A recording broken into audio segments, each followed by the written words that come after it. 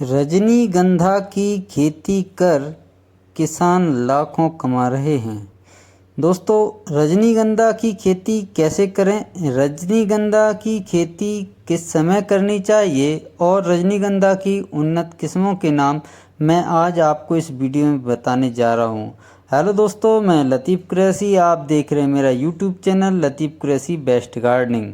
दोस्तों, आज हम आपको रजनीगंधा की खेती करके किसान कैसे फ़ायदा उठा सकते हैं और इसकी खेती करते समय किन किन बातों का ध्यान रखना है, जैसे जलवायु, मिट्टी और खेती की तैयारी कैसे करें, यह सारी की सारी जानकारी आपको आज इस एक वीडियो में देखने को मिलेगी और सुनने को भी मिलेगी।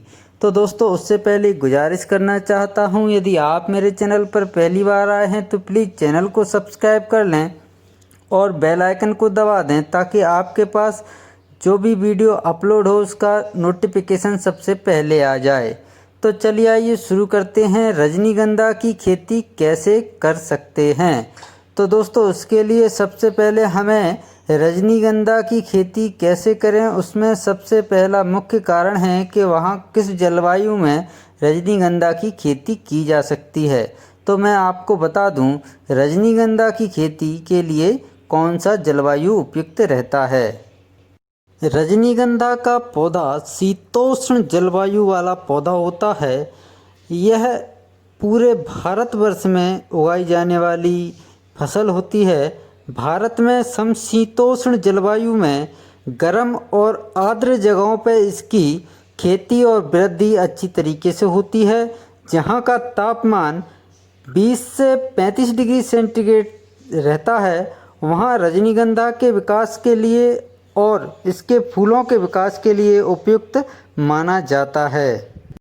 खेती के लिए भूमि का चयन। दोस्तों किसान भाइयों, रजनीगंधा की खेती के लिए भूमि का चयन करते समय इस बात का ध्यान रखना चाहिए कि जिस खेत में रजनीगंधा की खेती करना चाह रहे हैं उस खेत में जीवांश युक्त खाद अधिक होना चाहिए। साथ ही साथ उस खेत का जल निकास काफ़ी अच्छा होना चाहिए।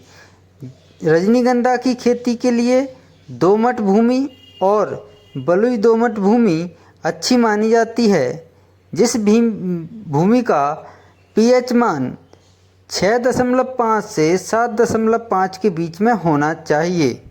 इसकी खेती जहाँ पर भी आप खेत में करें वहाँ इस बात का ध्यान रखें कि उस खेत में किसी भी पेड़ या पौधे या मकान की छांव नहीं आना चाहिए।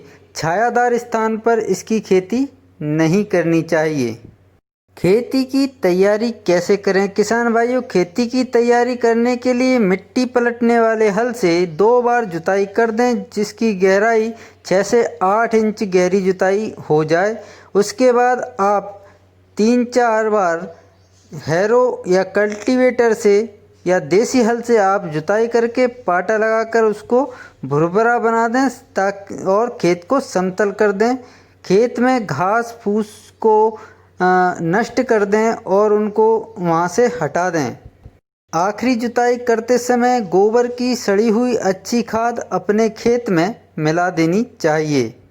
उन्नत किस्मों का चयन। किसान भाइयों, हर वीडियो में मैं बताता हूं कि आपके क्षेत्र में जो सबसे उत्तम किस्म है उसका ही आप चयन करें। मैं यहाँ पे आपको इनके किस्मों के नाम बता देता हूँ। ये 2 प्रकार के फूल आते हैं। सिंगल टाइप जिसमें पत्तियाँ एक अलग अलग होती हैं, कतार में रहती हैं, फूल सफ़ेद और सुगंध बहुत आती है। दूसरे रहते हैं डबल टाइप की जिसमें पत्तियां 2 या 3 कतारों में अधिक रहती हैं। इसके फूल थोड़े से लालिमा लिए होते हैं और सफ़ेद रंग के भी होते हैं। क्रीमी सफ़ेद रंग के फूल होते हैं जो कि डबल टाइप के होते हैं। पंखुड़ियां पूरी तरह से इसकी नहीं खुलती और लंबे समय तक ये टिके रहते हैं। सिंगल वाली जो किस्में हैं उसमें Poona single, Hyderabad single. Double किस्में जो हैं वह हैदराबाद डबल, कलकत्ता डबल। इसमें जो रंग वाली रहती हैं उसमें रजत किस्म है एक, उसके बाद गोल्डन मेरगिन है। ये सारी कलरफुल रहती हैं जो कि 2-3 कलरों में आती हैं। बीज की रोपाई कैसे करें? इसके बीज की रोपाई के लिए आपको कंदों की आवश्यकता रहती है। ये जो बीज रहते हैं ये कंद के रूप में इसके बीज मिलते हैं। 1 हेक्टेयर रोपणी हेतु आपको 1 लाख कंदों की आवश्यकता होगी, जिनका वजन लगभग 15 से 20 कुंटल होता है। भारत में रजनीगंधा की रोपाई का जो उपयुक्त समय है वह मार्च लास्ट माना जाता है तथा अप्रैल के प्रथम सप्ताह तक इसकी बुवाई हो जानी चाहिए। रजनीगंधा का जो प्रवर्धन है वह बीज द्वारा हो जाता है, साथ ही साथ कंद या ऊतक संवर्धन द्वारा भी इसका प्रवर्धन होता है। कंदों द्वारा प्रवर्धन सबसे सरल माना जाता है और सबसे सस्ती विधि होती है। बीज की रोपाई के लिए 2 से 3 सेंटीमीटर व्यास वाले तथा 20 से 30 ग्राम वजन वाले कंद उपयुक्त माने जाते हैं। बीज की बुवाई से पहले बीजों को उपचारित अवश्य कर लेना चाहिए ताकि रोग और कीटों से इसकी हम रक्षा कर सकें।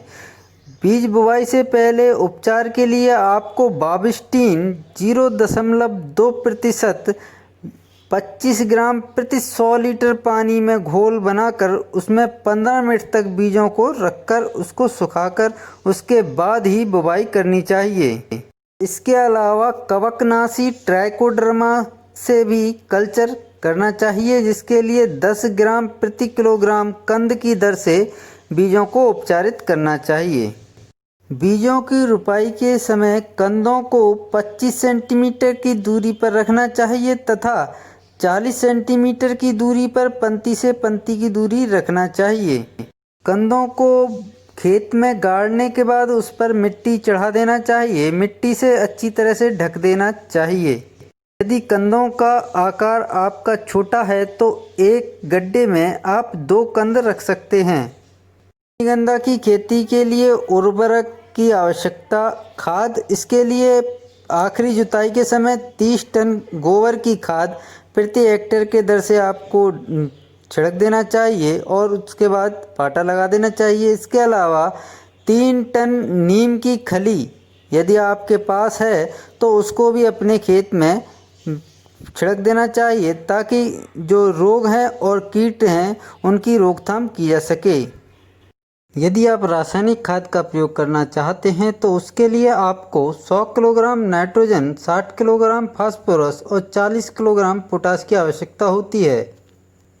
खरपतवार नियंत्रण के लिए क्या किया जा सकता है? दोस्तों, फूल वाली फसल है, यदि इसमें खरपतवार रहेंगे तो आपको काफ़ी नुकसान हो सकता है। इसलिए किसान भाइयों, निराई गुड़ाई अवश्य इसमें करते रहें। बुवाई के 3 सप्ताह बाद एक बार निराई गुड़ाई की जानी चाहिए ताकि खरपतवारों का जो बढ़वार है वो नष्ट हो सके और जो हमारी मुख्य फसल है वो अच्छी से वृद्धि कर सके। पहली निराई गुड़ाई के महीने भर बाद महीने के अंतराल पर आपको हर महीने एक बार निराई गुड़ाई अवश्य करते रहना चाहिए। रजनीगंधा की खेती में सिंचाई का प्रबंध क्या कर सकते हैं? तो दोस्तों, सिंचाई के लिए आपको आप कंद लगा दिए हों उसके बाद हल्की हल्की सिंचाई कर दें। ज़्यादा नमी होने पर या जल भराव होने पर कंदों के लिए हानिकारक हो सकता है। अंकुरण होने के बाद 5 से 7 दिन के अंतराल पर यदि गर्मी पड़ रही है तो आप सिंचाई करते रहें। ध्यान यह रखना है कि आपके खेत में पानी का रुकाव नहीं हो और यदि नमी की अधिकता होगी तो आपके जो रजनीगंधा की जो बड आती हैं फूल की वह कम आएंगी या लेट आएंगी और इनमें सुगंध की भी कमी आएगी। अक्टूबर नवंबर में आपको 10 दिन के अंतराल पर सिंचाई करना है। दिसंबर में इसके जो कंद हैं वह सुसुप्त अवस्था में चले जाते हैं, अतः सिंचाई की कोई आवश्यकता नहीं पड़ेगी। रजनीगंधा की खेती में कीट की रोकथाम कैसे करें? सबसे ज़्यादा नुकसान रजनीगंधा में माहू और टिड्डे नुकसान बहुत पहुंचाते हैं क्योंकि यह खरपतवार पर अपना जीवन यापन करते हैं। इसलिए मेलाथियान या रोगोर का 0.1 प्रतिशत का छिड़काव आप अपनी फसल पर कर सकते हैं। इसके अलावा थ्रिप्स लाल मकड़ी कीट भी काफ़ी नुकसान पहुंचाते हैं। इसके लिए आपको खड़ी फसल पर नोवाक्ट्रोन का प्रयोग करना चाहिए, जिसका 0.1% का छिड़काव करें।